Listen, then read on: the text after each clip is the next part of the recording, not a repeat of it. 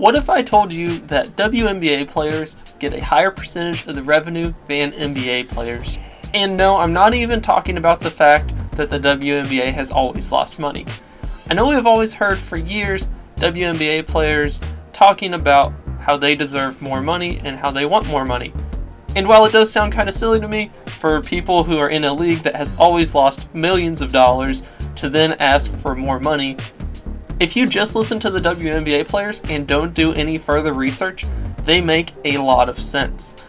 Just earlier this week, I saw this podcast with Kelsey Plum on it, a fairly famous WNBA player. It's one of those things that we are not asking to get paid what the men get paid.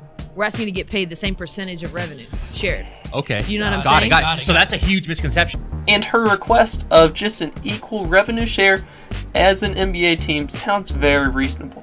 After seeing this interview, I thought it was pretty interesting, so I did some very brief research, and I saw that WNBA players get 25% of the revenue share, and NBA players get 51%. Now, of course, this sounds terrible. I mean, it's not only a little bit more, NBA players get over double. However, this led me to do my further research into reading the actual CBAs for the WNBA and the NBA, and I saw what was really happening. So you guys got lucky. You don't even have to read these 300-page legal documents. First, the NBA's CBA. It was made in 2017, and it will likely be renegotiated in 2024. And in this CBA, the NBA players get 51% of the revenue, the owners get 49%. Okay, simple enough. Then in the WNBA, as I said earlier, they get 25% of the shared revenue. However, there's another step. There is an opportunity for WNBA players to get a higher percentage of the revenue if the WNBA just essentially does good. So if the WNBA meets a 20% compounding growth goal in revenue, then the WNBA players would get a 35% revenue share. If you just kind of look up online, a lot of the places represent as a 50% share of the revenue. However, this is factually incorrect because the owners of the NBA take off 30% right off the top for expenses, and then the players and the owners split the remaining 70% 50-50. So while it is not a 50% revenue share, it is 10% extra. So, you know, it's something. However, it has not actually happened yet. And as I'm sure you probably would guess, if it ever does happen, you will hear about it. So the growth goals are that the revenue will grow 20% each year cumulative. So what this means is that if it's been 3 years, it had to grow 20% each year. If just in the third year it goes up 20%, but it didn't the first two, it will not account for this raise in revenue sharing. And while you may have thought it would be easy just to calculate, oh, over the next 5 years, if it goes up 20% per year, then it just needs to double, because, you know, 20% times 5, 100%. That's not right. It is compounding too, so it's actually each year it needs to go up 20%. So it would actually need to be over $150 million in year 5 for them to get the 35% revenue share in year 5. So it's really unfortunate. It's actually more like 3 times their current revenue, which is about $60 million. And a lot of the critics out there say this 20% revenue increase goal is unobtainable and is too high. That's not fair! Life isn't fair, kiddo. Get used to it. Which I'm not sure, it might be. However, it kind of makes sense to me. If the league really grows, then they get more money, and if it just kind of grows, they don't. But that's just part of the point. Even if the WNBA players continue at their 25% revenue share, I still do not believe that they should get a higher percentage. And here is why. And that is the amount of teams and the amount of players in the NBA compared to the WNBA. So in the NBA, there are 30 teams with 15 players per team. So that's 450 total NBA players. They get 51% of the revenue.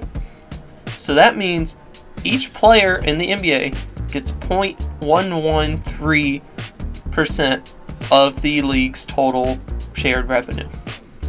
However, the WNBA only has 12 teams, and each team only has 12 players.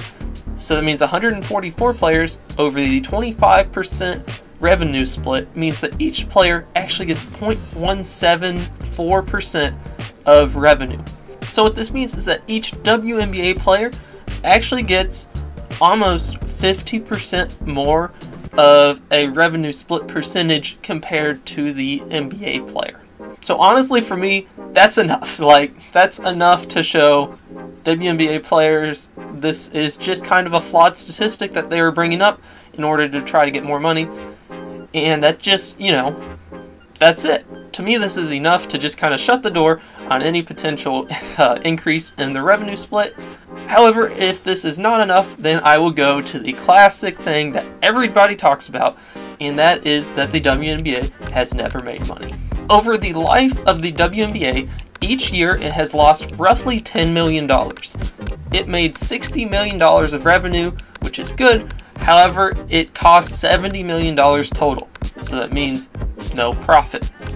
And of course, this is terrible. It's just terrible. But if you look at the history of the NBA, a lot of teams have lost money too. Just in 2017, 14 of the 30 teams in the NBA actually lost money throughout the year, so they spent more than they made. However, there's one thing that really offsets this, that makes buying an NBA team potentially like one of the best investments you can do, and the reason why buying a WNBA team is just, not a good investment as of this point. And that is the exponential growth of the value of an NBA team.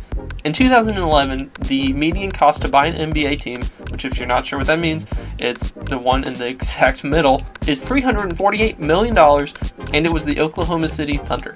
Now if you look just about 10 years later in 2022, the median cost to buy an NBA team is $1.93 billion. So that means over the past 10 years, the median team went up about 6 times in its value. And this is not just for the average team, it's also for the teams worth the most money, such as the Lakers or the Knicks, which are now worth about $6 billion compared to about $1 billion 10 years ago. It also applies to the least valuable team, which is now the Grizzlies, worth $1.5 billion, which used to be worth $250 million. So even if each year the team is technically not making a profit as far as how much money they spend and how much money they make, the value of the investment is just enough because it's going up so much in value. However, this is not happening with the WNBA at all. 10 years ago, the cost to start in a WNBA team would be about $10 million. And now in 2022, it would cost about $15 million. So the cost to start one has only gone up 50%. And the average WNBA team's worth is only $14 million. So over 10 years, it has not only lost money each year, but the value in the investment has only gone up about 50%.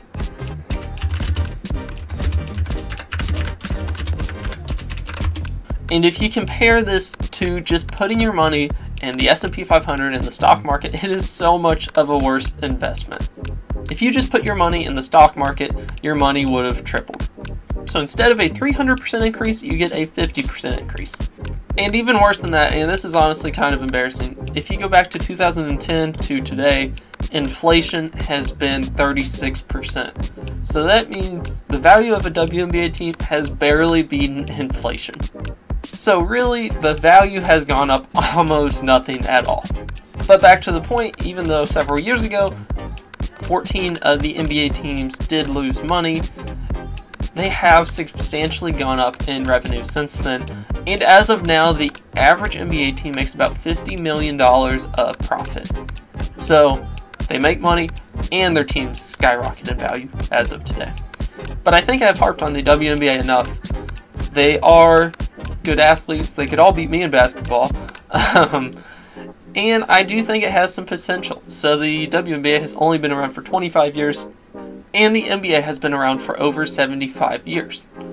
So they have some time to catch up, and the WNBA is quickly growing. The past 3 years, each year the WNBA's viewership has gone up about 50%. Now, part of this is because they're getting kind of just placed on more mainstream channels such as ESPN or ESPN2 instead of hidden away somewhere that nobody could find them. So it was just kind of bound to happen. However, if they are able to maintain this 50% growth each year, before we know it, the WNBA will be popular. And it won't be something that nobody knows about at all. What about the WNBA team that plays here? You know, are you guys New Yorkers? I am a New Yorker, but I didn't even know. You don't need WNBA players? No, I really don't. But next time someone tells you that WNBA players deserve a higher percentage of the revenue, you'll know that they already really get their fair share, at least in my opinion. So anyways, now it's time for everybody's favorite part of the video, the joke of the day. Joke of the day, joke of the day, boop boop, joke of the day. I saw 2 WNBA tickets nailed to a fence today. It's my lucky day. I got 2 free nails. So thanks for watching my video. Like, subscribe, comment about it. Yeah, and see you later. Bye.